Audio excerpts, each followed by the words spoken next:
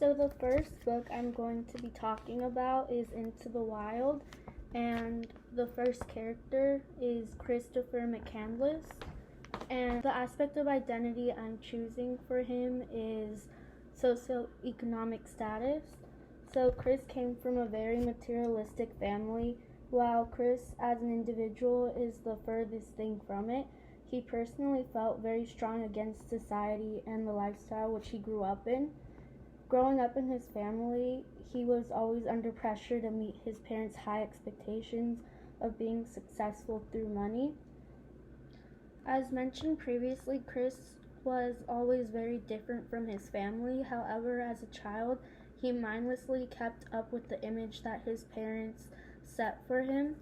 The only way he felt that he could be different was by changing his identity to Alexander Supertramp. So since he grew up in with a materialistic lifestyle and his socioeconomic status was considered upper class, after graduating, Chris abandons his car, hides it, and buries his belongings in order to conceal his predicament from the authorities and his parents. So basically, he gets rid of everything so that he is untraceable and he has a whole new identity, which is Alexander Supertramp.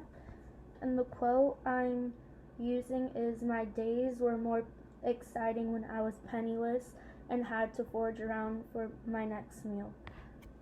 So again, we can see that money doesn't mean anything to him. This quote was from a letter that he wrote to Westberg, and Westberg is a man that he worked for. He explained that although he appreciated the money he earned working for him, that he didn't need it. His travels were much more exhilarating when he didn't know where, when, or how he was going to get his next meal, because it showed self-reliance. So even when he was making money to be able to afford the trip to Alaska, he didn't really like having to earn the money. He preferred to be penniless. The second book I'm talking about is The Road, and the aspect of identity I'm going to be talking about is gender, and specifically how he is a father, and usually fathers are known to be tough, and when you look at the mother lets go and decides to kill herself instead of sticking through with her family.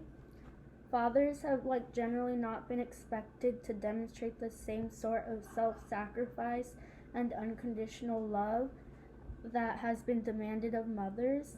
Yet in the novel, the dad does everything he can to provide for his son and to show that he can still be a good person in the world that they're living in. So I think that the father breaks down gender roles really, because he kind of takes on the role of both the mother and the father. So the quote that I chose is, they are going to rape us and kill us and eat us, and you won't face it. You'd rather wait for it to happen, but I can't.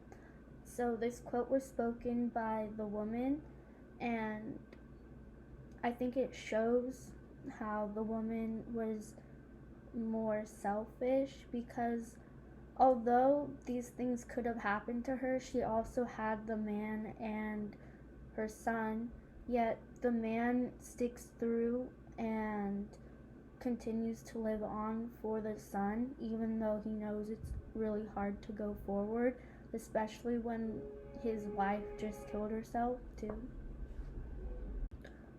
The other quote I'm using is, "This is my child," he said. I washed a dead man's brains out of his hair. That is my job."